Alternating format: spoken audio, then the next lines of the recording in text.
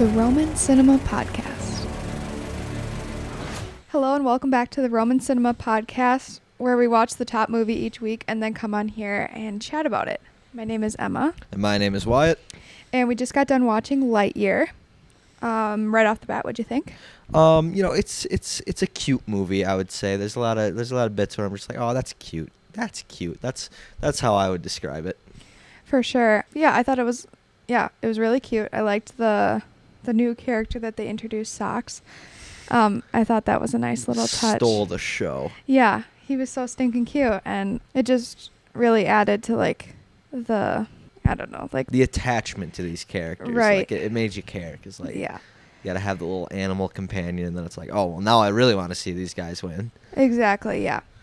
So a review from the New York Times kind of kicks off talking about what exactly this movie is about. The simple, charming premise of Lightyear is explained in an on-screen text. In 1995, a boy named Andy got a toy from his favorite movie. This is that movie. In other words, it's the origin story of not of a hero, but of a piece of merchandise, one that started out fictionally, but long ago crossed the boundary into real life. More than one hard plastic Buzz Lightyear lived in my house for a long time, just like in Andy's. Yeah. So it's the origin story not of Buzz Lightyear, not of only Buzz Lightyear, but it's the origin story of Andy's love for Buzz Lightyear, which is interesting because you think Woody would have seen the telltale signs coming that he was going to get replaced when all of a sudden all Andy's talking about is how much he loves this Lightyear movie, So I don't, they're retconning a few things that I personally am against. And also, I'm sorry, but if I'm watching this movie, I'm not going out to buy merchandise of Buzz Lightyear. I'm buying the cat. I'm getting a socks toy. Yeah, I think a lot of people would agree. I think if I saw this when I was 8 or 9, I would have been obsessed. I'm sure they're begging, gonna crying, screaming to my mother to buy me that toy. I'm sure they're going to do great things with making toys of socks.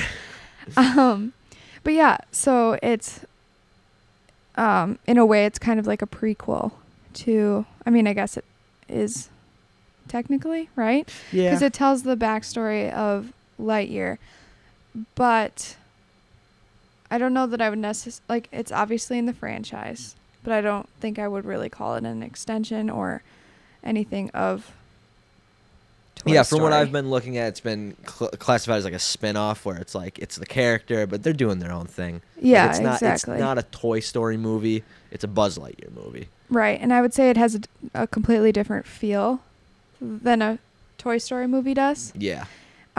Which that was a big question was, will Toy Story fans love this movie? And there are a lot of mixed reviews on that aspect of the movie, of whether or not it caters towards that Toy Story world. And a couple reviews on Rotten Tomatoes kind of comment on this. The film captures the magic of what made the Toy Story franchise while confidently opening the door for new fans to the franchise. And I would agree. I think that you could be a fan of Toy Story and maybe not necessarily like this, or vice versa, that you are a big fan of Lightyear's story. And even if you weren't obsessed with Toy Story. Because it really goes, he's a lot more developed in this. In Toy Story, he's more of Mr. Tough Guy, blah, blah, blah. Yeah. But in this, he's a very well-rounded character, which obviously comes with having more screen time and that kind of thing. And not being made of plastic as well. Right. Yeah. So for old and new Toy Story and family adventure fans alike, this is worthwhile dream fulfillment and highly exciting entertainment. Yeah. With the toys, because in Toy Story 2, they kind of explore what Woody is based on, or his backstory a little bit. And so, I guess, there is that interest in what is Buzz Lightyear? And this sort of answers that in a sci-fi, high octane Star Wars style movie that, when you really think about it, when it comes to movies marketed at kids, there's not a lot that do it like this, which I think this is like a very interesting take on, you know, how to tell the backstory of Toy Story characters. But it's good. I thought, you know, it's like, it's weird to get that sci-fi space action adventure, but I think it pays off really well here. Yeah, it was really action filled, I thought. Like much more than I expected. But, you know, not in your typical action way. I felt like it was a very wholesome action type thing where, you know, there wasn't like too much like violence necessarily, but it was still action, if that makes sense. Yeah. Which I enjoyed. I thought that it really kept the movie going. This was a pretty short movie, which I think is crucial, especially in a kids movie. Yeah. And then it also has to keep rolling pretty quickly. Yeah, fast-paced. I would say, to hold attention. And I would say it did that. I would consider it a very fast-paced movie, but not in a way where you feel like you have to catch up. Yeah. But in a way that it felt like, you know, there was never a time where you're like sitting around waiting for something to happen, kind of. So continuing from the New York Times article, kind of commenting on Buzz and his character. This Buzz is a little different. He isn't a toy, and he doesn't sound like Tim Allen, who did the voice work in the 4 chapters of Pixar's Toy Story cycle. He is a real-life animated make-believe space ranger, and he speaks in the manly baritone of Chris Evans, who played Captain America over in the Marvel Universe zone of the Disney Empire. Thoughts on Chris Evans as the voice now? So, you ever watch the show How I Met Your Mother? Yeah. Okay, so, you know, Ted Mosby, he's like Ted Mosby, has his normal Ted Mosby voice, but when it cuts to, like, the future and he's telling his kids, it's Bob Saget. And so, one of my biggest questions about that series is, why does his voice change? And it's the same with this. Like, I get it. Chris Evans is a much more, you know, he's your action hero. And so if you're going to make an action movie, you put him in there as the voice. But, like, so does that mean that, like, the toys are implanted with, like, a different voice? Mm-hmm. Like, because if I remember correctly from Toy Story, you press the buttons on Buzz Lightyear, he says his lines. Like, are those lines from the movie? It just opens a whole door of questions that, you know, maybe I don't want answered. Yeah, I mean, they also could be like, you could almost justify it because this is a quote-unquote person, and the other thing is a, you know, a toy. That, you know what I'm saying? Oh, are you saying I'm looking too far into this? No, but I'm just saying that could have been their looking justification. But, I mean, I think that pulls away from the nostalgia a little bit more when they change the voice like that. Yeah, which is a good thing, but at the end of the day, you're still using the characters, so I don't know. Yeah. Like, I like not wanting to dig too deep into the nostalgia pile, but at the same time, it's like that's a misstep if I had to call it. Yeah. That's valid. And so this article continues. It's possible that in 1995, Lightyear could have been 8-year-old boy's favorite movie, but that's not really the point. It's the purpose is to extend brand awareness and close the loop between stuff we see and the stuff we buy. And that I didn't love, that concept. Yeah. Like, just the fact that this is why he's a toy. I don't know. Because they aren't really toys in Toy Story, I would say.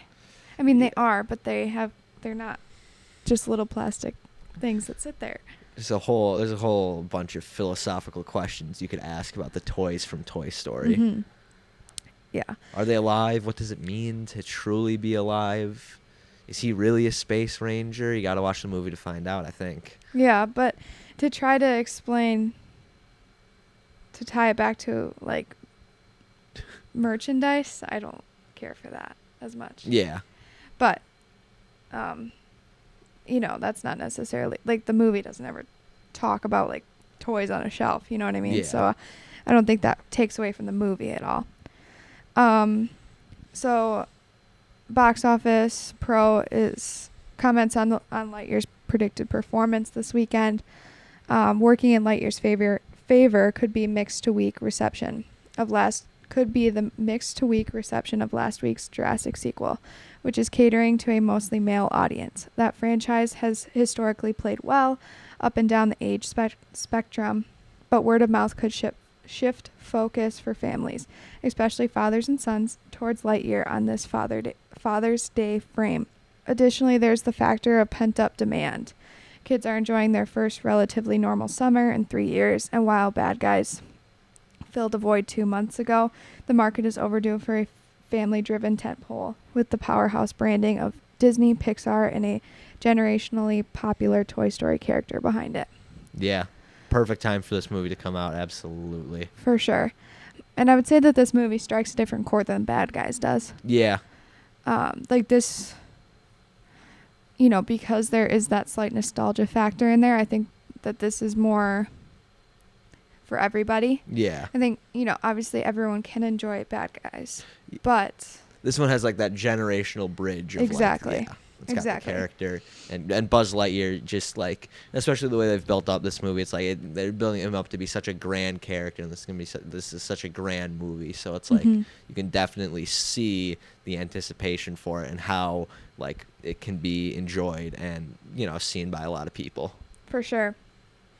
So Box Office kind of comments on this, another nostalgia film hitting the screens. While catering mostly to adults over a certain age, it's not unreasonable to expect some mild crossover competition from the nostalgia play between Maverick, Jurassic Second Frame, and Lightyear's debut. I don't know. I wouldn't say it's nostalgic at all, really, besides like the outfit. Yeah. Yeah. But I don't think that means you can't find nostalgia in it. It didn't. Yeah, quite it didn't me check like the that others. box for me. Yeah. Yeah. Like I get it, but you're And, not like, gonna fool me this time. Yeah, and I know we've talked about this before, but I think nostalgia is a hard thing to do. And so I think if you're going to do it, you have to do it. You can't do it or halfway. Yeah. And I would say that they just kind of chose to not take that route, which I think was a good choice. Yeah. So Father's Day weekend may have some effect, and whether its effect is good or bad, it has some varying opinions. Overall, though, it is looking to be a crowd pleaser. And let me see, just a couple other reviews from Rotten Tomatoes. The script tosses off a few gently mind-bending twists, but otherwise rests comfortably within an accessible, highly elusive branch of family-friendly science fiction. Would you consider it science fiction? Yeah, there's science. It's fiction. Science fiction is such a weird, I don't know. Because, there's a lot of stuff that could fall into the realm of science fiction. Yeah, I would say it takes a very light approach to that Yeah. genre, but in a good way. Because, again, it's catered towards a younger audience. You want to... Yeah. The science elements, they don't really go too in-depth on. It's surface level, but it still has that element to it. But it supports it well and makes it interesting. Any other final thoughts? That cat was really cute. Mm-hmm. It's been living in my brain. And it was just, I think a good way to describe it is just that it was very wholesome. Yeah. There was elements that, there was a little emotional, but in a good way, and then it kind of came back at the end. That just warms your heart. Yeah. So I think it's a good movie to come out and see, for the whole family, really. And definitely a fun way to celebrate Father's Day. So this weekend we also have Jurassic World playing and Top Gun. Both great watches. If you haven't seen either of those, definitely come out and see them. And then next week we have some big titles coming. The Black Phone is arriving, which is a horror movie and it's rated R. And there are it's a bit of a wild card because the child's endangerment or children in danger is a little bit of a sensitive subject right now. Yeah. Reasonably so. So that might turn off viewers. Yeah, I think it's gotten decent reviews. So, Yeah. Who knows? Yeah, like you said, wild card. But it's a bone to throw for the horror fans. Let them get a little something. Mm-hmm. And then Elvis will be here as well, which we kind of talked about last week, but there's a lot of hype around that, and I think it's going to be pretty good. It's going to be a long movie, but I'm excited. Yeah. Yeah. So yeah, anything else? No, that's all I got. All right. Well, thanks for listening. We'll talk to you next week.